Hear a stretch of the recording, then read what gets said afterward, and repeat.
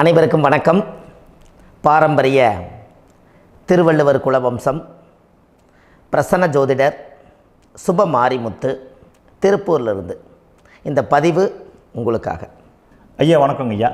வணக்கம் ஐயா. ஐயா இப்போது மக்கள் சார்பாக ஒரு கேள்வி இன்றைக்கி நான் கேட்கலான் இருக்கேன். கேளுங்க ஐயா.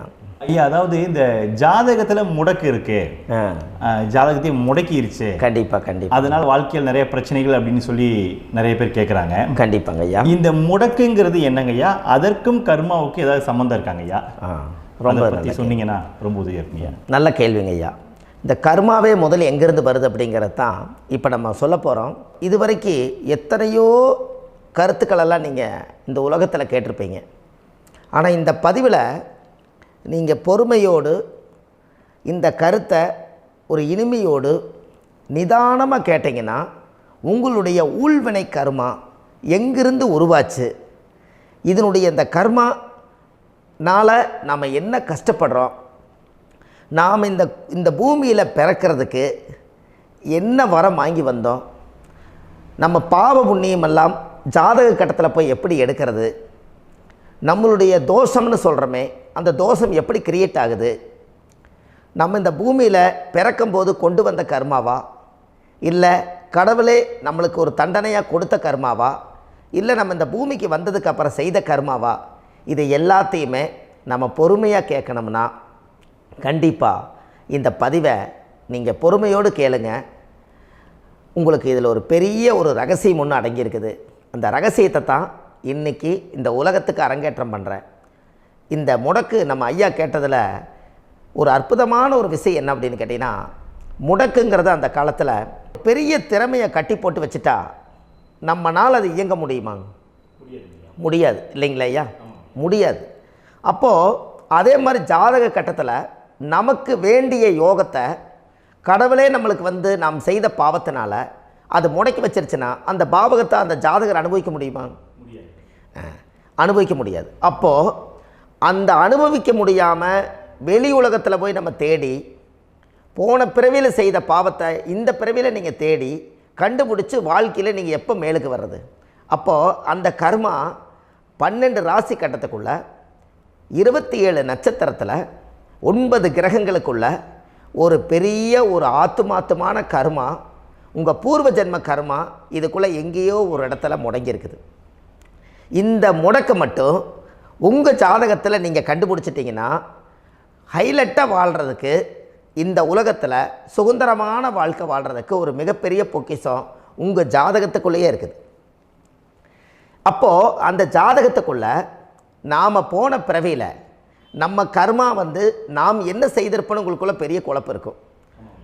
என்னங்க ஐயா, நீங்கள் என்ன கர்மா பண்ணிட்டு வந்தீங்க, நாம் போன பிறவியில் நம்ம யாரை ஒரு வதச்சோம், யாரை நம்ம மனசை புண்படுத்தினோம், நம்ம தாத்தாவுக்கு சோறு போட்டோமா, நம்ம பாட்டனுக்கு சோறு போட்டோமா, நம்ம முப்பாட்டனுக்கு சோறு போட்டோமா, நம்ம கொள்ளுப்பாட்டனுக்கு சோறு போட்டோமா, அப்போ நம்ம அப்பாவுக்கு நம்மளை பெற்றவருக்கு நம்ம சாப்பாடு கொடுத்தோமா, இவங்களுக்கெல்லாம் நம்ம சேவை பணிமடைகள் செஞ்சோமா, நம்மளுடைய உறவுகளுக்கெல்லாம் அரவணைச்சு போனோமா, நம்மளுடைய இந்த மாதிரி நாம் இரத்த சம்பந்த உறவுகளை இருந்து தான் இந்த உலகத்துக்கு நம்ம வெளியில் வந்திருப்போம்.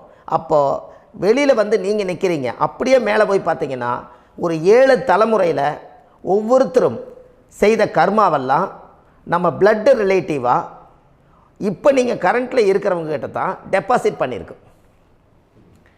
அப்போ இது தெரியாமல் நாம் ஜாதகத்துக்குள்ளே போய் தசாபுத்தி நல்லா தனுங்க இருக்குது, நான் ரொம்ப கஷ்டப்படுறேன், என் ஜாதகத்தில் போய் பார்த்தேன் எல்லா கிரகங்களும் நல்ல வலிமையாக இருக்குன்னு தான் சொன்னாங்க, ஆனால் இன்னும் என்னுடைய கடன் அடையலை, இன்னும் என்னோடய கர்ம தீர்ந்த மாதிரியே தெரியல, எனக்குள்ளே ஒரு தாட்டு என்னமோ நான் ஒரு பின்தங்கின வாழ்க்கையிலே வாழ்ந்துட்டுருக்கேன் அப்படின்னு நீங்கள் சொல்லும்போது, அப்போ இதையெல்லாம் தாண்டி ஒரு கர்மா உங்களுடைய ராசி கட்டத்துக்குள்ளே எங்கேயோ ஒரு பக்கத்தில் ரகசியமாக புதைஞ்சிருக்கு. அப்போது அந்த ரகசியமாக புதைஞ்சிக்கக்கூடிய அந்த முடக்கு தான் இன்றைக்கி இந்த உலகத்துக்குள்ளே நீங்கள் தெரிஞ்சுக்கக்கூடிய விஷயம். அப்போ அந்த முடக்குங்கிறது ஒன்று உண்மை. இந்த உலகத்துக்கு நம்மளை எல்லாத்துலேயும் நல்லா யோசிச்சு பாருங்கள். 12 ராசி கட்டம் இருக்குதுங்களா ஐயா? ஆமாங்க ஐயா. ஆனால் கிரகம் எத்தனை இருக்குதுங்க? 9 தான் இருக்குங்க ஐயா. ஆமாம், 12 ராசிக்கு 12 கட்டத்துக்கு 12 கிரகம் கொடுத்துருக்கலாமல்ல கடவுள். அப்போ ஏன் 3 கட்டத்தை மட்டும் எம்டி பண்ணி மீதி 9 கிரகத்தை வச்சுக்கிறாருன்னா, அப்போ நாம் செய்த 3 தலைமுறை கர்மாவுக்கு அது எந்த கட்டம் பிளாக் ஆகுதோ அந்த கட்டத்துக்குள்ளே ஏதோ ஒரு ரகசியம் இருக்கிறனால தானே எங்கேயோ ஒரு பக்கத்தில் நீங்கள் கண்டிப்பாக கர்மாவில் மாட்டுவீங்கிறது கடவுளே படைச்சு தானே இதை உருவாக்கியிருக்காரு. 12 ராசிக்கு 12 கட்டம் கொடுத்துருந்தா எங்கே நீங்கள் சுற்றி வந்தாலும் ஏதோ ஒரு வீட்டுக்குள்ளே போய் உட்காந்துக்கலாம். ஆனால் ஒரு வீடு சுத்தமாக இருக்குது, ஒரு வீட்டில் 4 கிரகம் இருக்குது, ஒரு வீட்டில் 3 கிரகம் இருக்குது, ஒரு வீட்டில் 5 கிரகம் இருக்குது, ஒரு 3 வீடு 4 வீடு காலியாக இருக்குது. அப்போ எங்கேயோ ஒரு ராசி கட்டத்துக்குள்ளேயே கடவுளுடைய கர்மா விளையாட்டு, அது ரகசிய விளையாட்டு தான். அப்போது இந்த இடத்துல தான் உங்கள் ஜாதகத்தில் முடக்கு இருக்குது. இந்த முடக்கை நீங்கள் எப்படியெல்லாம் அதை ஆராய்ச்சி பண்ணி கண்டுபிடிக்க முடியும் அப்படிங்கிற ஒரு விஷயத்தை தான் இன்றைக்கி நம்ம இந்த உலகத்துக்குள்ளே இதை நுழைக்க போகிறேன். இப்போ அப்பா செய்த பாவம்னு ஒன்று இருக்குமில்லங்க ஐயா, நம்ம அறியாத வயசில் தெரியாதில்ல, அப்பா செய்த பாவம்னு இருக்கும். அப்பாவுடைய சொத்து பிள்ளைக்குத்தானா, அப்பாவுடைய பாவம் பிள்ளைக்குத்தானே, என்னங்க ஐயா? சரி, அப்போ தாத்தா இருக்கிறாரு, தாத்தாவுடைய கர்மா உயிர் எங்கே எழுதி வைக்கிறாருங்க? அப்போது மகனை விட்டுறாரு. அப்போ தாத்தா மாதிரியே முகம் இருக்குது, தாத்தா மாதிரியே அவருடைய நடை உடை பாவனை இருக்குது, அவர் தாத்தாவுடைய ஜீனு தான் அப்படின்னு இவர் சொல்லும்போது, அப்போ தாத்தாவுடைய சொத்து பேரனுக்கு சொந்தம்னா தாத்தாவுடைய பாவம் எங்கே போகுங்க?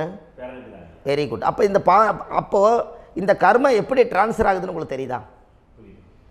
அப்போ நீங்கள் போன பிறவியில் அந்த தாத்தாவுடைய பேரனை நீங்கள் பிறக்கிறதுக்கு கர்மம் உங்களை செயல்பட வச்சுருக்குது. அதனால் நீங்கள் தாத்தாங்கிறீங்க. அதனால் அந்த கௌரவமாக எங்கள் தாத்தா சம்பாரித்த சொத்து நான் தான் அனுபவிக்கணுங்கிற விதியை நீங்கள் உருவாக்கிறீங்க. அப்போது இந்த ஜாதகத்தில் அந்த ஊழ்வினை தோஷந்தான் ஏதோ ஒரு வழியில் உங்களை கர்மாவை செயல்படுத்துது.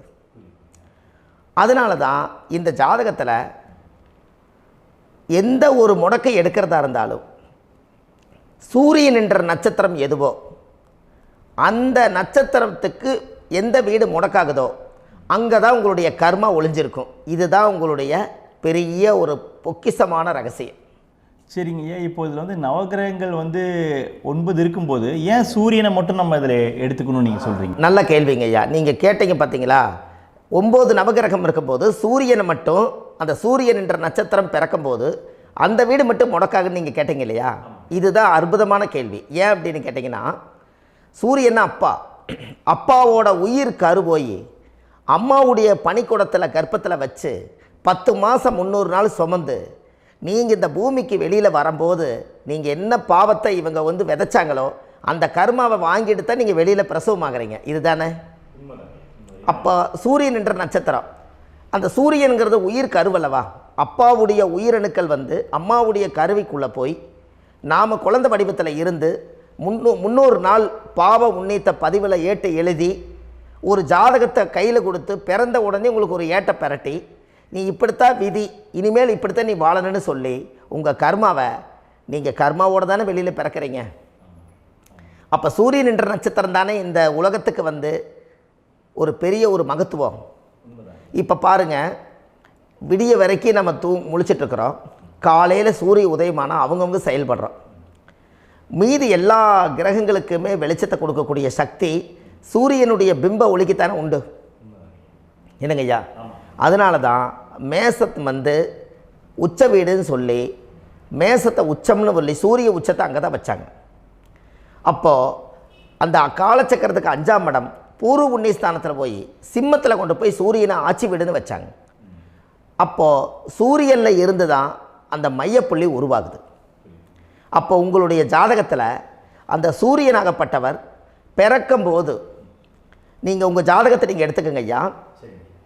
நீங்கள் இன்றைக்கே போய் கதவை திறந்து உங்கள் பெட்டியை திறந்து பீர்வாவுக்குள்ளே உங்களுடைய ஜாதகம் இருக்குது, அந்த ஜாதகத்தை எடுத்து ஜோதிடர்கிட்டையே நீங்கள் சந்தேகம் கேட்குறக்கு முன்பு நீங்களே உங்களுடைய கர்ம பற்றி தெரிஞ்சுக்கிறதுக்கு இந்த பதிவில் உங்களுக்கு ஒரு ரகசியத்தை சொல்லித்தரேன்.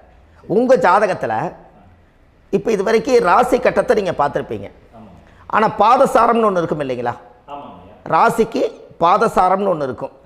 சூரியன் என்ன நட்சத்திரத்தில் இருக்குது, சந்திரன் என்ன நட்சத்திரத்தில் இருக்குது, செவ்வாய் என்ன நட்சத்திரத்தில் இருக்குது, புதன் என்ன நட்சத்திர காலில் நிற்குது, இதெல்லாமே அந்த சாரம் இல்லாத ஜோதிடம் சோரம் போய்விடும். அதனால் அந்த சாரத்தில் நிற்கிது பார்த்தீங்களா கிரகம், அதில் இப்போ நீங்கள் உங்களுடைய ராசி கட்டத்தை ஓப்பன் பண்ணுங்கள். இதில் ராசி கட்டத்தில் சூரியன் என்ற நட்சத்திரம்னு ஒன்று இருக்கும் இல்லைங்களா? அது எதுவாக வேணாலும் இருந்துட்டு போட்டோம். அந்த நட்சத்திரம் தான் நீங்கள் பிறக்கும்போது தாயுடைய கருவறைக்குள்ள கரு உருவான நட்சத்திரமே அதுதான். புரிஞ்சுங்களா ஐயா? பிறக்கும்போது நீங்கள் அந்த கருவுடைய நட்சத்திரம் அப்பா வந்து கருவை உருவாக்கி கர்மாவை விதைச்சது அந்த சூரியன் என்ற நட்சத்திரம் தான். அந்த வீட்டுக்கு தான் இந்த ராசி கட்டத்தில் உங்களுக்கு முடக்கு உருவாகுது. புரிஞ்சுங்களா ஐயா? அப்போது ஒரு ஜாதகத்தில் சூரியன் என்ற நட்சத்திரம் எதுவோ அதுதான் உங்களுடைய கர்மா நட்சத்திரம். இப்போ நம்ம பிறக்காதுக்கு முன்னாடி அப்பா கட்டத்தில் அந்த கர்மா டெபாசிட் ஆகிருக்கும். அதை ட்ரான்ஸ்ஃபர் எப்படி பண்ணுறாரு? அவருக்கு ஒரு கல்யாணம் வச்சு அவர் குடும்ப வாழ்க்கையில் வாழ்ந்து நம்மளோட உயிர் கருவை கொண்டு போய் ஊராம் பொண்ணை கல்யாணம் பண்ணி பொண்டாட்டின்னு எடுத்துக்கொண்டு அந்த பொண்டாட்டிங்கிற உரிமையாகி இவருடைய உயிர் கரு உருவாகி வாரிசுகள் வெளியில் வருது. அதானங்க ஐயா? அப்போது அந்த சூரியன் என்ற நட்சத்திரம் தான் இந்த உலகத்தில் ஒரு பிரம்மாண்டமான நட்சத்திரம். இந்த நட்சத்திரம் உங்கள் மனசுக்குள்ளே ஏதாவது இருந்துச்சுன்னா உங்கள் வீட்டில் ஏதாவது ஒரு நல்ல விஷயங்கள் நீங்கள் பண்ணுறதா இருந்தால் அந்த கர்மா நட்சத்திரம் சூரியனுடைய நட்சத்திரம் இருக்குது பார்த்தீங்களா, அந்த நட்சத்திரத்தில் எந்த ஒரு சேவைகளும் செய்யக்கூடாது. அதுதான் கர்மா. அதை போய் நீங்கள் ஆக்டிவேட் பண்ணி விட்டீங்கன்னா அது முன்னோர்களை வந்து நீங்கள் வந்து தொந்தரவு பண்ண மாதிரி. அந்த கர்ம நட்சத்திரம் தான் உங்கள் வாழ்க்கையில் அது புதஞ்சிருக்கிறதா. இப்போ குழந்தை பிறந்தாலோ சீர் சீமந்தங்கள் நீங்கள் செய்கிறதாலோ கல்யாணம் முக்கிறதுனாலோ உங்கள் ஜென்ம நட்சத்திரத்தன்னைக்கு கல்யாணம் பண்ண வேண்டாம்னு சொல்லிக்கிறாங்கல்லங்க. உங்களுக்கு ஜென்ம நட்சத்திரத்துக்கு முன்னாடி உங்களை உருவாக்குன நட்சத்திரம் தான் ஜென்ம நட்சத்திரம். அப்போ சூரியன் என்ற நட்சத்திரம் அப்பாவுடைய ஜென்ம நட்சத்திரமாக அந்த ஊழ்வினை கர்மம் செயல்படுது. அப்போ அந்த முடக்கு யார் வழியில் வந்தது? முன்னோர்கள் வழியில் வந்தது. முன்னோர்கள் கட்டி வச்சது யாரைய? குலதெய்வத்தை. அப்போ அந்த குலதெய்வத்தை போய் சாமிக்கு போய் வீடு வாசல்லாம் வலித்து குலதெய்வத்தை போய் தேங்காய் பழம் பூ மாலை கல்கண்டு வாங்கி அர்ச்சனை பண்ணி ஒரு அன்னதானம் ஒன்று பண்ணிவிட்டு சாமிக்கு பொங்கல் வச்சு நைவேத்தியம் பண்ணிவிட்டு உங்கள் ஜாதகத்தை வச்சு பூஜை பண்ணிவிட்டு வாங்க. அதுக்கப்புறம் தான் உங்கள் கர்மாவை கண்டுபிடிக்கிறதுக்கு வழியே பிறக்கும்.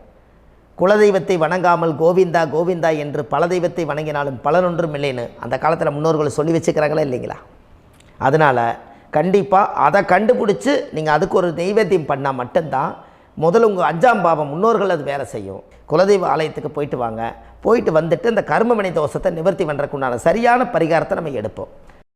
அப்போது உண்மையாலுமே ஒரு ராசி கட்டத்துக்குள்ளே இந்த மாதிரி ஒரு அந்த கர்ம தோஷம் இருப்பதனால இந்த கர்மா தோஷத்துக்கு அந்த முடக்க தோஷங்கிறத நீங்கள் எடுத்து அதை கண்டுபிடிச்சி அந்த சூரியன் என்ற நட்சத்திரம் எந்த ராசி கட்டத்தில் போய் முடக்காயிருக்குதோ அந்த முடக்கு எந்த பாவகம் வந்து நம்மளுக்கு லாக் ஆகிருக்குதோ அந்த பாவகத்துக்கு உண்டான பரிகாரங்கள் அதுக்குரிய ஸ்தலங்கள் அந்த கோவில்களில் போய் சுவாமிக்கு தேங்காய் பழம் பூமாலை கல்கண்டு வாங்கி அர்ச்சனை பண்ணி நீங்கள் அந்த கோவிலுக்குள்ளே போய் உட்காந்து சாமி கும்பிட்டு வந்தீங்கன்னா உங்களுடைய ஜாதகத்தில் இருக்கக்கூடிய அந்த முடக்கு தோசை நீங்கி வாழ்க்கையில் நீங்கள் எதை சாதிக்க வந்தீங்களோ அந்த சாதனையை நீங்கள் சாதிச்சிட்ருப்பீங்க.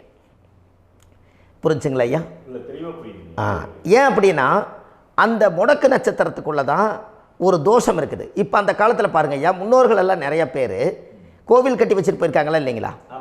இந்த கோவில் எதுக்காக கட்டி வச்சுக்கிறாங்கன்னா அவங்க கட்டினவங்களுக்கும் அந்த முடக்கு தோஷம் இருந்திருக்குது. ராஜாக்கள் இருந்திருக்குது, மன்னர்கள் காலத்தில் இருந்திருக்குது, ஜமீன்தார் காலத்தில் இருந்திருக்குது. இப்போ அவங்களுடைய அமைப்புகள் எல்லாமே முன்னோர்கள் என்னமோ அறியாமல் தெரியாத தன்னடக்கம் இல்லாத ஒரு கர்மாவை இவங்க செஞ்சிட்டாலும் அதுக்குரிய பரிகார ஸ்தலங்களை கொண்டு போய் அந்த காலத்திலே ஜாதகம் பார்த்து நம்ம வந்து முன்னோர்களுடைய பாவத்தை நாம் செய்த பாவத்தையும் தீர்த்துட்டு நமக்கு கீழே அடுத்த சந்ததிகள் அடுத்த தலைமுறைகள் வந்தாலும் இந்த கோவில்களுக்கு வந்து விளக்கு போட்டு சாமி கும்பிட்டு இந்த மண்ணை மிதிச்சிட்டு போனால் அன்னையோடு அந்த கர்மா தீருங்கிறது அந்த காலத்திலேயே முடக்க தோஷ பரிகாரத்தை கோவில் வழியில் அந்த காலத்தை திசை திருப்பி வச்சுருக்காங்க. அப்போ நீங்கள் கோவிலுக்கு போகாமல் கண்டிப்பாக இந்த பரிகாரத்தை நீங்கள் உடைக்க முடியாது. ஏன் உடைக்க முடியாதுன்னா இப்போ நீங்கள் எத்தனை வருஷம் வாழ்கிறீங்க ஐயா? 120 வருஷமே வச்சுக்கோங்க. சூரியன் திசை 6 வருஷம், சந்திரன் திசை 10 வருஷம், செவ்வாய் திசை 7 வருஷம், ராகு திசை 18 வருஷம், குரு திசை 16 வருஷம், சனி திசை 19 வருஷம், புதன் திசை 17 வருஷம், கேது திசை 7 வருஷம், சுக்கிரன் திசை 20 வருஷம். இப்போ நான் சொன்ன டோட்டலெல்லாம் கூட்டிங்கன்னா 120 வருஷம் வரும். இது ஒரு மனிதர் பிறந்து பூரண ஆயுளோடு வாழ்ந்தால் இந்த 120 வருஷம் வாழ்ந்தால் அவர் இந்த பூலோக பதவி விட்டு சிவலோக பதவி போயிடுவார். அதுக்கு பேர் தான் பூரண ஆயுள் என்று பொருள். அப்போ இந்த பூரண ஆயுளை வாழ்ந்தவருக்கு 120 வருஷம். கோயில் எத்தனை வருஷம் வாழுதுங்க ஐயா? கோயில் பழங்காலத்து கோயிலெல்லாம் எத்தனை வருஷம் வாழுதுங்க? 12 வருஷத்துக்கு கும்பாபிஷேகம். அது ஓகே, அது பரவாயில்ல. 12 வருஷத்துக்கு ஒருக்கா பழசை புதுப்பிச்சு கும்பாபிஷேகம் பண்ணி மறுபடியும் அதுக்கு பவர் ஊட்டி சக்தி ஊட்டி அதுக்கு உருவேற்றுறாங்க. நான் சொல்கிறது கோயில் 5000 வருஷம் 4000 வருஷம் பெரிய பெரிய சித்தர்கள், மகான்கள், ரிஷிமார்கள், யோகிகள், சித்தர்கள் இவங்களெல்லாம் போய் கோவில்லையே சிவனையும் பெருமாளையும் வழிபாடு பட்டுட்டு கோவில்லையே ஒரு ஓரத்தில் ஜீவசமாதி ஆயிட்டாங்கன்னு பழைய கால கோயிலில் சித்தர்கள் குடியிருக்காங்களா இல்லைங்களா? இருக்காங்கல்லங்க ஐயா. அப்போது நாம் 120 வருஷம் வாழ்கிறோம், கோவில் 5000 வருஷம் வாழுது. எங்கே சக்தி அதிகமாக இருக்குன்னு சொல்லுங்க? கோவிலில் தாங்க ஐயா. கோயில் தான், அதில் ஒன்றும் மாற்றம் இல்லைங்களே. கோயில் தாங்க. அப்போ கோவிலில் தான் அந்த சக்தி இருக்குதுன்னு நீங்கள் சொல்கிறீங்க. அப்போ உங்களுடைய கர்மாவை உடைக்கிறதுக்கு 120 வருஷம் பெருசா 5000 வருஷம் பெருசான்னு சொல்லுங்கள்? 5000 தாங்க. அப்போ 5000 வருஷம் உள்ள அலைகள் எத்தனை அந்த சிவனுக்கு இப்போ சிவன் கோயிலே உங்களுக்கு முடக்கு தோஷத்துக்கு ஒரு கோயில் வருதுன்னு வச்சுக்கோங்க. அந்த கோவிலில் எத்தனை முடக்குகளுக்கு உண்டான கோவில்கள், எத்தனை பழங்களை ஊற்றி சாமிக்கு அபிஷேகம் பண்ணியிருப்பாங்க, எத்தனை பால் கூட ஊற்றிருப்பாங்க, பன்னீர், தேன், இளநீ, மஞ்சள் நீர், திருமஞ்சனம், அபிஷேகம், பொங்கல், நைவேத்தியம் இத்தனையும் செஞ்சு அந்த சிவனை சிவனாக பார்த்து அந்த கருவறைக்குள்ள ஒரு கிராணங்கள் வரும்போதும் கூட பாதுகாப்பு பண்ணி வச்சு நல்ல சக்தியோடு அந்த கருவறையை புத்தியோடு அவங்க வேலை செஞ்சு அந்த காலத்தில் வச்சுருக்காங்களா இல்லைங்களா? அப்போது நம்ம வீட்டை அவ்வளோ சுத்தமாக வச்சுருக்க முடியுமா? என்னதான் வாஸ்து இருந்தாலும் முடியாது இல்லைங்களா? அப்போது அவ்வளவு ஒரு பவர்ஃபுல்லான கோவில் அந்த முடக்கு தோஷத்துக்குள்ளே ரகசியமாக அந்த கோயில் அடங்கியிருக்குது. உங்கள் ஜாதகத்துக்குள்ளே உண்மையாலுமே ஊழ்வினை கோயில், கர்மவினை கோயில் அதுக்குள்ளே இருக்குது. அந்த ஜாதகத்தை கணிச்சு பார்த்தா கரெக்டாக உங்களுடைய ஜாதகத்தில் அப்பாவுடைய கருவறையிலேருந்து உயிர் உருவாகிற நேரத்தில் இருந்து இப்போ வரைக்கும் நீங்கள் கரண்ட்டில் வாழ வரைக்கும் அந்த கர்ம கூட வர்றதை ஒரே ஒரு இடத்துல போனால் மட்டும்தான் விட்டுட்டு வர முடியும். அது எந்த வீடு அப்படின்னு கேட்டால் உங்களுக்கு அப்பாவுடைய கர்மா வழியில் போய் அந்த கோவில் பழையகால கோயில், பழையகால தெய்வங்கள், அந்த கோவில் தான் உங்கள் ஜாதகத்துக்குள்ள ரகசியமாக இருக்கும். அது ஏன் இந்த பதிவில் உங்களால் சொல்ல முடியாது அப்படின்னா, இந்த பதிவில் ஏன் உங்க சொல்ல முடியாதுன்னா உங்கள் ஜாதகம் தெரியாமல் என்ன கோயிலை நீங்கள் சொல்லுவீங்க? இப்போ பொதுவாக ஒரு நட்சத்திரத்துக்கு ஏதோ ஒரு கோவிலை அவங்க சொல்லி நீங்கள் போயிட்டு வர்றீங்கன்னு வச்சுக்கோங்க. ஆனால் அது வேலை செய்யலைன்னா நம்மளுக்கு என்னங்க இவ்வளோ கஷ்டப்பட்டு போய் அதை பலனடையிலேன்னு கேள்வி கேட்டக்கூடாது. உங்கள் ஜாதகத்தை நீங்கள் கொண்டாங்க, உங்கள் டேட் ஆஃப் பர்த் டயத்தை போட்டு ஜாதகத்தை கணிச்சு நீங்கள் சூரியன் என்ற நட்சத்திரத்துக்கு உங்களுடைய கர்மவினை கோவில் யார், உங்களுடைய முடக்கு யார், ஊழ்வனை தோஷத்துக்கு உண்டானவர் யார், தாய் வழி கர்மா யார், தந்தை வழி கர்மா எது, நீங்கள் பிறக்கும்போது வந்த கர்மா என்ன, இது எல்லாம் கணிக்காமல் பொதுவாக ஒரு கோயிலில் போய் நீங்கள் பாட்டுக்கு சாமி கும்பிட்டு வந்தால் பலன் எப்படி கிடைக்கும்? கண்டிப்பாக கிடைக்காதுங்க ஐயா. என்னங்க ஐயா? அது தெரிஞ்சு பண்ணாதான் சரியா? ஒரு டாக்டர்கிட்ட போகிறீங்க, என்னை அப்படியே ஸ்கேன் பண்ணி ஒரே ஒரு மாத்திரை கொடுங்கன்னு கேட்டால் டாக்டர் கொடுப்பாருங்களா? அவர் என்ன பிரச்சனை இருக்குதோ அதை முதல்ல கண்டுபிடிச்சி ஸ்கேன் பண்ணி பார்த்து ரிப்போர்ட் எடுத்து அது மூலியமாக தான் கொஞ்சம் எடுத்து ஐயா உங்களுக்கு இந்த பிரச்சனை, இதுக்கு தீர்வுக்கு இதுக்குண்டான மெடிசன், இது இப்படித்தான் சாப்பிடணும்னு அது முறையாக சொல்லி அந்த உயிர் வாழ வைக்கிறாரு டாக்டர். அவர் ஒரு தெய்வ வடிவத்தில். கரெக்டுங்களா ஐயா? அப்போ உங்களோட கர்மா எங்கே செயல்படுது அப்படின்னா, இந்த முடக்க நீங்கள் இந்த பதிவில் தெரிஞ்சுக்கங்க. அதுக்குரிய நட்சத்திரம் என்னன்னு தெரிஞ்சு வச்சுங்க. உங்கள் ஜாதகத்தில் சூரியன் என்ற நட்சத்திரத்தை எடுத்துக்கங்க. அந்த வீட்டுக்கு முடக்க இந்த பதிவில் எந்த வீடு லாக் ஆகிருக்குதுங்கிறத நான் உங்களுக்கு இந்த வீட்டில் சொல்கிறேன். அந்த வீட்டு நீங்கள் பாருங்கள், உங்களுடைய லக்கணத்துக்கு அது எந்த வீடு. இப்போ லக்கணத்துக்கு ஒரு 7வது வீடுன்னே வச்சுக்கோங்க. அப்போ லக்கணத்துக்கு 7வது வீடே முடக்கு. அப்படி ஒரு முடக்கு ஆகிப்போச்சுன்னா ஒரு ஜாதகத்தில் லக்கணம் தான் 1, 7ஆம் இடம்ங்கிறது மனைவி ஸ்தானம். ஒரு ஆணுடைய ஜாதகத்துக்கு 7ஆம் இடம் தான் மனைவி. அவருக்கு நல்ல மனைவி அமையாமல் ஆடம்பரம் இருந்தும் வீடு அரண்மனை மாதிரி இருந்தும் அந்த மனைவியை ஒரு சந்தோஷமாக அவர் அனுபவிக்க முடியாது. புரிஞ்சுங்களா ஐயா? சந்தோஷமாக அனுபவிக்க முடியாது. ஏன் அப்படி? 7ஆம் இடத்துல தான் அவரோட கர்மா உட்கார்ந்துருக்குது. கரெக்டாக சொன்னீங்க. 7ஆம் இடத்துல தான் அந்த கர்மா உட்கார்ந்துருக்குது. அப்போ அந்த 7ஆம் இடத்துல இருக்கக்கூடிய அந்த கர்மா போன பிறவியில் நீ மனைவிக்கு சோறு போடாமல் மனைவியை கட்டி வச்சு அடிக்கிறதும், மனைவியை துன்புறுத்துறதும், அந்த மனைவி இருக்கவே இன்னொரு வாழ்க்கைக்குள்ளே போகிறதும், இங்கே வாழ வேண்டிய தாம்பத்திய சந்தோஷத்தை கொண்டு போய் இன்னொரு இடத்துல கொடுக்கறதும், தெரிஞ்சிருந்தே நம்மளுடைய மனசுக்குள்ளே திருடுத்தனமாக வாழ்கிறதும், இது எல்லா கர்மாவும் போன பிறவியில் நாம் செய்த ஊழ்வினை கர்மா தான் உங்கள் ஜாதகத்தில் 7ஆம் இடம் முடக்கு. அப்போ அந்த 7ஆம் இடம் முடக்கா இருந்துச்சுன்னா கண்டிப்பாக உங்கள் ஜாதகத்தில் நீங்கள் என்ன அனுபவிச்சிட முடியும்? நல்ல நண்பர்கள் கிடைக்க மாட்டாங்க, நல்ல ஒரு பார்ட்னர்ஷிப் அமையாது, நல்ல ஒரு நட்பு வட்டங்களில் எதையும் அனுபவிக்க விடாது, ஒரு அங்கீகாரமான உறவுகளில் போய் நம்ம ஸ்ட்ராங்காக நிற்க முடியாது. 7ஆம் இடம் என்பது தாம்பத்திய வாழ்க்கை, பூர்த்தி இல்லாத வாழ்க்கையாக இருக்கும். இப்படியெல்லாம் அந்த ஜாதகத்தில் ஒரு பொதுவாக ஒரு ஜாதகத்தில் 7ஆம் பாவம் முடக்காயிட்டால் இந்த கர்மாவை அவர் அனுபவிச்சுக்கிட்டே இருப்பார். இது எப்போத்தான் அதுக்கு ஒரு தீர்வு வேணுங்கய்யா? அந்த கோயில் எதுன்னு நீங்கள் கரெக்டாக சொன்னீங்க. இப்போ இது மனிதனால் செயல்படுது. மனிதர்கள் தான் கோயிலை கட்டி வச்சாங்க. தெய்வத்தை விட ஒரு காலத்தில் மனிதர்களுக்கு மகிமை ஜாஸ்தி. ஏன்னா சாதாரண ஒரு மண் பூமியாக இருந்த இடத்த மனிதர்கள் தான் கோயில் கட்டி ஒரு மகிமைப்படுத்தி புண்ணியம் பண்ணி வச்சாங்க. மனிதர்களுக்கு சக்தி அதிகம்தான், ஆனால் பிரபஞ்சத்துக்கு அதை விட சக்தி அதிகம் அல்லவா? ஐயா, நீங்கள் கோவிலுக்கு போய் அந்த கர்மா உடைக்கிறதுக்கு கோவிலில் சக்தி இருக்குது, ரைட்டு. ஆனால் நம்ம வீட்டுக்கும் கோயிலுக்கும் ஒரு மிகப்பெரிய தொடர்பு என்னென்னா, அந்த கோயில் கட்டுறவங்க எல்லாமே பழைய காலத்து கோயிலெல்லாம் பாருங்கள், பஞ்சபூதத்தை வச்சு கட்டியிருப்பாங்க. பஞ்சபூதத்தை வச்சு தான் கட்டுவாங்க கோயில். அது உங்களுக்கு தெரியணும் இல்லைங்களா? பஞ்சபூதம்னா நீர், நெருப்பு, காற்று, பூமி, ஆகாயம். இந்த பஞ்சபூதத்தினுடைய சக்திகள் எல்லாம் ஒரே நேர்கோட்டுக்கு என்னைக்கு வருதோ அன்னைக்கு தான் அந்த கோவிலுடைய பாலக்கால் போட்டு 1000-2000 வருஷம் நிலச்சி நிற்கிறது. காரணம், இந்த பிரபஞ்சத்தில் பஞ்சபூதம் எப்படி நிலச்சி நிற்குதோ அதுபோல் 5000 வருஷம் நிற்கிறதுக்கு அந்த பஞ்சபூத சக்தி வச்சு தான் சாமி சிலையை பிரதிஷ்டை பண்ணி வச்சுருப்பாங்க. அதனால தான் இந்த கோயில்கள் எல்லாம் 5000 வருஷமாயும் எத்தனையோ கிராணங்களை எல்லாம் தப்பிச்சிருக்கிறதுக்கு காரணம். அப்பேற்பட்ட புண்ணிய ஸ்தலம் உங்களுக்கு எதுன்னு தெரியணும் அல்லவா? என்னங்க ஐயா?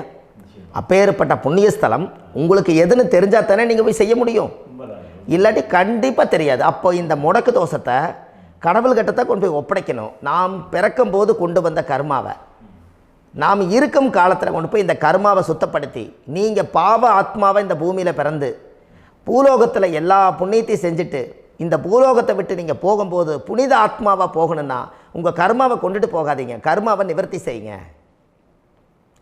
என்னங்க ஐயா? அப்போ கர்மாவை சுத்தப்படுத்துங்க. கர்மாவை சுத்தப்படுத்திட்டு உங்களுக்கு பிறக்கிற குழந்தைகளுக்கு அந்த கர்மாவை டிரான்ஸ்ஃபர் பண்ணாமல் உங்களோட நில் பண்ணுங்க. ஒரு உதாரணம் சொல்லட்டுங்களா ஐயா? ஒரு காந்தம் ஒன்று இருக்குது இல்லைங்களா? ஒரு காந்தம்ங்கிறது ஒரு தாத்தாவாக வச்சுக்கோங்க. ஒரு இரும்பை கொண்டு போய் வச்சா ஒட்டு மோட்டாதா? அப்போ ஒட்டுனோடனே காந்தம்ங்கிறது தாத்தா, அவருக்கு பிறந்த வாரிசுக்கு அந்த கர்ம டிரான்ஸ்ஃபர் ஆயிருமா? சரி, இன்னொரு இரும்பை கொண்டு போய் வைங்க, ஒட்டு மோட்டாதா? அப்போ அது பேரனுக்கு வைங்க, பேரனுக்கு வந்துருச்சு அந்த கர்மா. இன்னொரு இரும்பை கொண்டு போய் வைங்க, அந்த காந்தத்துக்கு நேர் இன்னொன்று வைங்க, ஒட்டு மோட்டாதா? அப்போ அதை கொண்டு போய் நம்ம கொள்ளு பேரனுக்கு வைங்க. இப்படியே டிரான்ஸ்ஃபர் ஆகி தலைமுறையாக இந்த கர்மா தொடர்ந்துக்கிட்டே இருக்குது.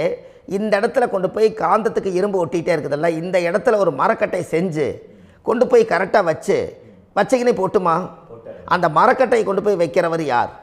மரக்கட்டை வச்சுட்டு அடுத்த வாரிசு புனிதமாக பிறந்துட்டு அந்த மேலே இருக்கிற கர்மாலாம் இந்த அடுத்த இதுக்கு வராதில்ல. இதுதாங்க ஐயா கர்மா. தொடர்ந்து வரக்கூடிய கர்மாவை அதை நில் பண்ணணுங்கிறதுக்கு பேர் தான் இந்த உதாரணத்தை சொன்னவங்களுக்கு. அப்போ நாம் இந்த பூலோகத்தில் நம்ம ஒரு தாயுடைய கருவறையில் இருந்து தொப்புள் கொடி அறுக்கும் நேரம் நாம் என்ன கர்மாவை வாங்கி வந்திருந்தாலும் அதையெல்லாம் ஆராய்ச்சி செய்து ஜாதகத்தில் முழுமையாக கண்டுபிடிச்சி ஒரு காலம் இல்லைனாலும் ஒரு காலம் நம்ம நல்லா இருக்கிறதுக்காக, நம்ம வாரிசுகள் எல்லாம் நலமடைஞ்சு வளமடைஞ்சு வர்றதுக்காக இந்த கர்மா தோஷத்தை கரெக்டாக கண்டுபிடிச்சி சரியான கோவிலுக்கு போய் நீங்கள் கர்மாவை நிவர்த்தி பண்ணி அங்கே பூஜை புனஸ்தானங்கள், சகசரநாம பூஜைகள், ஓமங்கள், வழிபாடுகள் இதெல்லாம் நீங்கள் செஞ்சு உங்களுடைய பாவத்தை எல்லாம் கழித்து உங்கள் ஜாதகத்தவே யோகமாக மாற்ற முடியும். கண்டிப்பாக மாற்ற முடியும். ஏன்னா நம்ம யாரை நம்பி செய்கிறோம்? சரியான கடவுள்கிட்ட வழிகாமிக்க போகிறோம். அப்போ கடவுள் பொய்யாயிருவாரா? ஐயா, நம்ம அதாவது அந்த காலத்தை சொல்லுவாங்க, சத்தியுள்ள சாமி கும்பிட்டு புத்தி உள்ள உள்ளே பெக்கணும்னு சொன்னாங்க. 16 வதபதன்னு பெக்கலை, எல்லாம் அறிவோடு பெற்றாங்க. அதனால் எல்லாமே தாய் தந்தைகள் பேச்சை கேட்டாங்க. அன்றைக்கி எல்லாருமே தாய் தந்தைகளுக்கு தூணாக நின்னாங்க. அப்போ அந்த காலத்தில் சத்தியுள்ள சாமி கும்பிட்டு புத்தி உள்ள உள்ளே பெக்கணும்னு சொல்லி அன்றைக்கி அறிவோடு பெற்று இந்த கர்மாவை ஆளுக்கு ஒரு கர்மாவை டிரான்ஸ்ஃபரை பிரித்து எல்லாரும் சுத்தப்படுத்தினாங்க. இன்றைக்கி நம்ம ஒரு குழந்தை 2 குழந்தை பெற்று வச்சுருக்கோம். அவங்களுக்கே இவ்வளவு கர்மா வந்துருச்சுன்னா இந்த குழந்தைகளுக்கு என்னைக்கு இந்த கர்மாவை போய் கண்டுபிடிச்சி நீங்கள் எப்போ சரி பண்ணுவீங்கன்னு. அப்போ இந்த வாழ்க்கையில் ஏதோ ஒரு பிரபஞ்ச சக்தி நம்மளை அறியாமல் என்னமோ ஒரு இயக்கத்தில் கொண்டு போய் விட்டுருச்சுங்களா? அப்போ இனிமேலாவது இந்த கர்மாவில் இருந்து கண்டிப்பாக நம்ம நிவர்த்தி ஆகணும்னு சொன்னால் இந்த முடக்கு தோஷத்தை யாரெல்லாம் கண்டுபிடிச்சி இந்த ஊழ்வினை கர்மாவில் இருந்து நாம் கருவறையில் சுமக்கும் போது 10 மாதம் நீங்களாம் என்னென்ன நினச்சிருப்பீங்க? அதாவது கருவறைக்குள்ள கருப்பாக ஒரு பிண்டம் இடப்பக்கம் கிடக்கையில் இந்த பூமிக்கு வரும்போது நீங்கள் என்னென்ன நினச்சிருப்பீங்க? இந்த பிறந்ததுக்கு அப்புறம் வந்து தான் அம்மா தெரியுது, அப்பா தெரியுது, தாத்தா தெரியுது, பாட்டி தெரியுது, இந்த உலகத்தில் கண்கொள்ளாத காட்சிகள் எல்லாம் தெரியுது, எல்லாம் தெரியுது. ஆனால் 10 மாதம் உங்கள் வாழ்க்கையில் நீங்கள் இருக்கும்போது நீங்கள் என்னென்னலாம் நினச்சி இந்த பதிவில் இறைவன் கொடுத்தாரோ அதையெல்லாம் அனுபவிக்கத்தான் வந்தீங்க. அதுக்கு இடையில இருக்கிறதான கர்மா. இந்த ஒரு விஷயம் உங்களுக்கு கிடச்சிருச்சுன்னா நீங்கள் எல்லாருமே ராஜயோகமாக பிழைப்பீங்கள்ல. இதில் ஏழை பணக்கார யாரையுமே சொல்ல வரல. அவங்க பிறக்கும்போது புண்ணியத்தை பொறுத்து தான் போன ஜென்மத்தில் நம்ம என்ன புண்ணியங்கள் பண்ணி வச்சோமோ அந்த புண்ணியத்தில் இன்றைக்கி நல்லா வாழ்கிறாங்க. ஒருத்தர் கேட்டார், என் ஜாதகத்தில்ங்க எங்கூட படித்தவர் இடம் வாங்கிட்டார், வீடு வாசல் கட்டிட்டார், தொழில் பண்ணிட்டார், நல்லா இருக்கார், ஆனால் நான் இன்னும் அப்படியே தான் இருக்கிறேங்கன்னு ஒருத்தர் கேட்டார். அதுக்கு ஒரு கருத்து என்னென்னா, டேட் ஆஃப் பர்த் ஒன்று தான், டைம் ஒன்று தானே வச்சுக்கோங்க. அவங்க அப்பா செஞ்ச புண்ணியம் வேறு, நீங்கள் செஞ்ச பாவங்கள் வேறு. அவர் செஞ்ச புண்ணியத்தினால அவருக்கு எல்லாமே முன்னாடி கிடைக்குது. நீ கர்மாவெல்லாம் கழிச்சிட்டீங்கன்னா பின்னாடி கிடைக்க போகுது. இதில் மற்றவங்களை பற்றி வேற்றுமையாக நினைக்கிறதுல எந்த ஒரு இதுவுமே இல்லை. அப்போ ஒருத்தர் பார்த்து ஒருத்தர் வாழ வேண்டாம். உங்களுடைய சுய அறிவை வச்சு இந்த பூலோகத்தில் இந்த பூமியில் நீங்கள் 4 தெரிஞ்சு நல்ல விதமாக கற்றுக்கிட்டு இந்த உலகத்தில் சிறப்பாக வாழ கற்றுக்குங்க. அதுக்கு அந்த ஊழ்வினை தோஷத்தை கண்டுபிடிங்க. உங்களுக்குன்னு ஒரு முடக்கு இருக்குதுங்கிறத இன்றைக்கி நீங்கள் எழுதி வைங்க. அதை எப்படியாவது கண்டுபிடிங்க, அதை தேடுங்க. ஒரு முறை நீங்கள் ஜாதகத்தை கொண்டு வாங்க. அந்த ஜாதகத்தை கொண்டு வந்து உங்கள் பாவகத்தில் எத்தனாம் பாவம் முடக்காயிருக்குதுன்னு பாருங்கள். அந்த பாவகம் முடக்காயிருச்சுன்னா உங்கள் வாழ்க்கையில் அதிலிருந்து உங்களால் வெளியில் வரவே முடியாது. கண்டிப்பாக வர முடியாது. அதை நீங்கள் கண்டுபிடிச்சா மட்டும்தான் நீங்கள் மேலே வர முடியும். ஏன்னா நிறைய பரிகாரங்கள், பூஜைகள், யாகங்கள், ஓமங்கள் எல்லாம் செய்து வச்சும் கூட அந்த கர்மவினைக்கு உண்டான கோவிலுக்கு போய் அந்த 5000 வருஷ பழமை வாய்ந்த தெய்வத்துக்கிட்ட போய் நீங்கள் முறையிட்டு விளக்கு போட்டு உங்கள் கர்மத்தை எல்லாம் நான் நீ தான் தீர்த்து கொடுக்கணும்னு சொல்லி நம்பிக்கையோடு நீங்கள் போய் அந்த சரணாகதி அடையிறீங்க பாருங்கள், அங்கே தான் உங்கள் கர்மாவை எடுத்து விடுறாரு. அப்போ இந்த ரகசியம் உங்களுக்கு வேணுமல்லவா? அப்போ உங்கள் ஜாதகத்தில் எங்கே முடங்கி அதுக்குரிய கோவில்கள் எல்லாம் என்ன, அதுக்கு தான பரிகாரம் என்ன, அதுக்கு நீர் பரிகாரம் என்ன, யாத்திரை பரிகாரங்கள் என்ன, நீங்கள் வீட்டில் இருந்தே செயல்படுத்தக்கூடிய பரிகாரங்கள் என்ன, பரிகாரம் கோவிலுக்கு போய்த்தான் நடக்குமா, இல்லை நாம் வீட்டில் வச்சு வணங்குறதுனால நடக்குமா, நாம் செய்யக்கூடிய தர்ம பரிகாரங்கள் என்ன, தான பரிகாரங்கள் என்ன, இப்படி பல விதமாக இருக்கிறனால உங்கள் ஜாதகத்துக்கு எந்த மாதிரி பரிகாரம் கனெக்ட் ஆகுதுங்கிறது தெரியணும். இது தெரியாமல் கண்டிப்பாக உங்களால் செயல்படுத்துறது ரொம்ப கஷ்டம். இதனால் இதை நீங்கள் தெரிஞ்சுக்கணும்னா இப்போ நம்ம பாருங்கள், நீங்கள் அந்த தெரிஞ்சுக்கிட்டாலே உங்கள் வாழ்க்கையில் ஒரு டைம் தான் நீங்கள் தெரிஞ்சுக்க போகிறீங்க. உங்களுடைய கர்மா என்ன, நீங்கள் எங்கே செயல்பட்டு போயிட்டுருக்கிறீங்க, உங்கள் போகிற பாதை சரியா இல்லை அந்த பாதையில் முள்ளு கல் இருக்குதா, இது எல்லாம் உங்களுக்கு தெரியலனா இந்த முடக்கை கண்டுபிடிக்கக்கூடிய சக்தி வாய்ந்த இந்த கர்மாவை நிவர்த்தி பண்ணுறதுக்கு வழிகள் இருக்குது. அதனால் நீங்கள் கண்டிப்பாக இந்த முடக்கை தெரிஞ்சுக்கணும். இந்த முடக்கு ராசினா என்ன உண்மையாலுமே உங்கள் வாழ்க்கையில் நீங்கள் தெரிஞ்சு இனிமேல் உங்கள் வாழ்க்கையில் இதுவரையிலும் கர்மாவுக்குள்ளேயே கஷ்டப்பட்டீங்க, வழி தெரியாமல் கண்ணை கட்டி காட்டில் விட்ட மாதிரி இருந்தீங்க. இனி அப்படி இருக்க வேண்டாம். உங்கள் ஜாதகத்தில் 12 ராசி கட்டத்தில் 9 கிரகம் போகும், மீனி 3 கிரகம், 3 கட்டம் உங்களுக்கு எங்கேயோ ஒரு பக்கத்தில் 3 கட்டம் எம்டியாக தான் இருக்கும். கரெக்டுங்களா? அது இல்லாமல் ஒரு ஜாதகம் பிறக்காது. ஏன்னா 9 கிரகத்துக்கு 9 கணக்கு போட்டால் 3 கட்டம் எம்டியாக தான் நிற்குது. அந்த கட்டத்துக்குள்ளே எந்த நட்சத்திரத்தில், எந்த சாரத்தில், எத்தனாவது டிகிரியில், எத்தனாவது பாதசாரத்தில், எத்தனை வெகுளையில், எத்தனை செகண்டுக்குள்ளே இந்த கர்மா உள்ளே புகுந்து உங்களை செயல்படுத்துதுங்கிறத கண்டிப்பாக உங்கள் ஜாதகத்தை கொடுங்க. பார்த்து இந்த விஷயத்தை சொல்கிறேன், நீங்கள் அந்த இடத்துக்கு போய் நிவர்த்தி பண்ணிவிட்டு உங்கள் வாழ்க்கையில் கொஞ்சம் காலம் வாழ போகிறீங்க. பாருங்கள், பிறந்ததுலேருந்து 20 வருஷத்துக்குள்ளே இளமையாக வாழ்கிறீங்க, குழந்தையாக வாழ்கிறீங்க. 20லேருந்து 40 வயசுக்குள்ளே தான் உங்களுக்கு ஒரு பொண்ணை பார்த்து கல்யாணம் பண்ணி ஒரு கரு உருவாக்குறீங்க. அதுக்கப்புறம் 40லேருந்து 60க்குள்ளே குழந்தை பெற்று கடமை முடிச்சிடுறீங்க. 60 வயசுக்கு மேலே ரிட்டையர்ட் ஆகிடுறீங்க. இந்த 20க்கும் 60க்கும் இல்லாத 20லேருந்து இந்த 40 வயசுக்குள்ளே உங்களோட தேடல் என்னவோ அது வாழ வேண்டிய சுகபோகமான வாழ்க்கை எல்லாமே அந்த 40க்குள்ளே தான் இருக்குது. இந்த 40க்குள்ளே இருக்கக்கூடிய வாழ்க்கையை இந்த கர்மா தெரியாமல் காலத்தை வீணாக்க வேண்டாம். வாழ வேண்டிய வயசில் நீங்கள் வாழணும். அதுக்குரிய கர்மாவை நீங்கள் சுத்தப்படுத்துங்க. எப்படியெல்லாம் நீங்கள் சந்தோஷமாக வாழ்கிறீங்கன்னு எனக்கு ஒரு தகவல் கொடுங்க. வேறு லெவலில் நீங்கள் இருப்பீங்க. கண்டிப்பாக இந்த பதிவில் உங்களுக்கு நான் இந்த விஷயத்தை கொடுக்க போகிறேன். இந்த முடக்கு நட்சத்திரங்கள் என்ன அப்படிங்கிறத இந்த பதிவில் நீங்கள் ஒரு நோட் ஒன்று எடுத்துக்கோங்க, குறித்து வச்சுக்கோங்க. இதில் இருந்து அவங்கவுங்களுக்கு முடக்கு நட்சத்திரம் என்னங்கிறத இந்த பதிவில் நான் உங்களுக்கு கொடுக்குறேன். இந்த வீடு தான் அது முடக்குங்கிறத சொல்கிறேன். இதையெல்லாம் நீங்கள் தெரிஞ்சு உங்கள் ஜாதகத்தவே நீங்கள் முடக்கு எடுத்து கண்டிப்பாக உங்கள் வாழ்க்கையில் நீங்கள் நல்லா இருப்பீங்க. அதுக்கு ஒரு நோட் எடுத்து வச்சுக்கோங்க. இது வரைக்கும் கர்மாவை பற்றி நம்ம பேசினோம். உங்கள் ஜாதகத்தில் சூரியன் என்ற நட்சத்திரத்துக்கு தான் முடக்குன்னு சொன்னீங்களே, எந்த வீடுங்கிற ரகசியத்தை இன்றைக்கி நம்ம எல்லோரும் தெரிஞ்சுக்கலாமா? இத்தனை காலமாக நீங்கள் தெரிஞ்சுக்காத ஒரு ரகசியத்தை இன்றைக்கி உங்கள் ஜாதக கட்டத்தில் நீங்களே முடக்க கண்டுபிடிச்சி அதுக்குண்டான பலனை தேட போகிறீங்க. அந்த தேடல் தான் உங்களை கொண்டு போய் உட்கார வைக்க போகுது. ஒரு உதாரணம், உங்கள் ஜாதகத்தில் பாதசாரம் இருக்குது அல்லவா? அந்த பாதசாரத்தில் சூரியன் என்ற நட்சத்திரம், சூரியன் நின்ற நட்சத்திரம் பாதசாரத்தில் கரெக்டாக எடுங்க. சூரியன் என்ற நட்சத்திரம் மக நட்சத்திரமாக இருந்தால் அது மேச வீடு தான் முடக்கு. அந்த மேசத்தில் அந்த முடக்காயிட்டா உங்கள் லக்கணத்துக்கு அது எத்தனாம் பாவம்னு பாருங்கள். அந்த பாவகத்தை நீங்கள் அனுபவிக்க முடியாமல் தவிச்சுக்கிட்டு இருப்பீங்க. செவ்வாய் என்பது யார்? பூமிகாரகர்.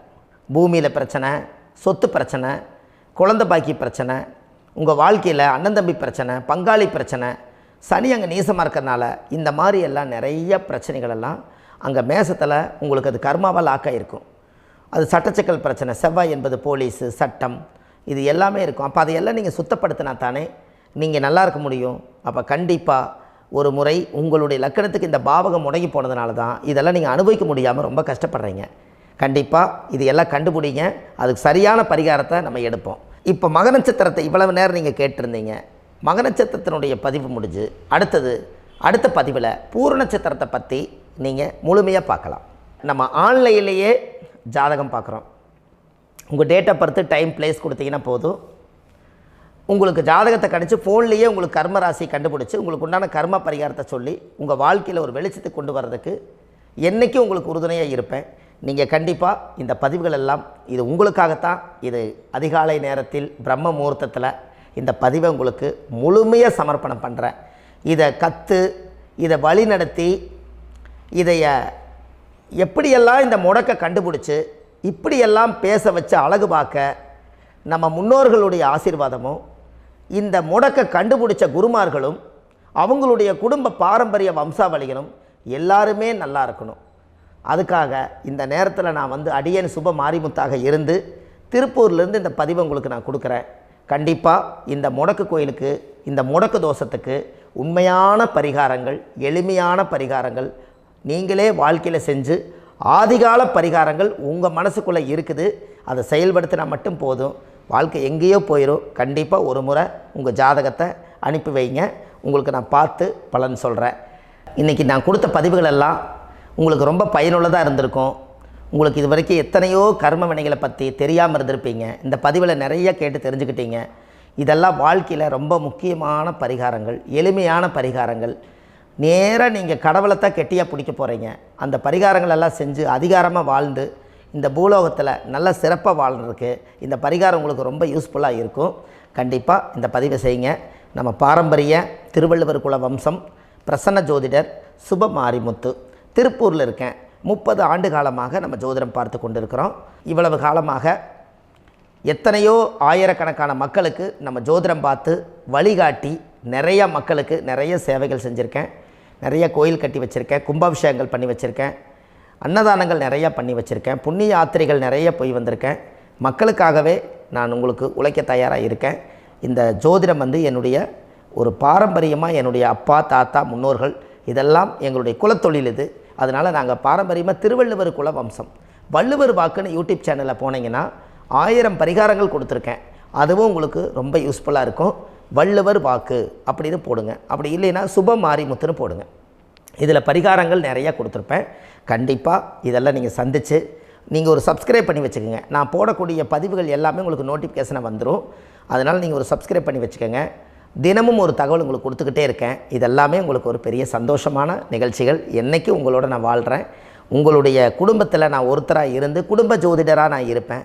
கண்டிப்பாக ஆயுளுள்ள வரைக்கும் உங்களுக்காக இந்த ஜோதிடத்துக்கு உழைச்சி உங்கள் குடும்பத்தில் ஒருத்தராக நான் வந்து ஒரு ரத்த உறவில் நான் வந்து இந்த பூர்வ ஜென்மத்தில் உங்களுக்கு நான் கடமைப்பட்டிருக்கேன். கண்டிப்பாக அடுத்த பதிவில் உங்களை நான் சந்திக்கிறேன். வாழ்வது ஒரு முறை, வாழ்த்தட்டும் தலைமுறை. நன்றி, வணக்கம்.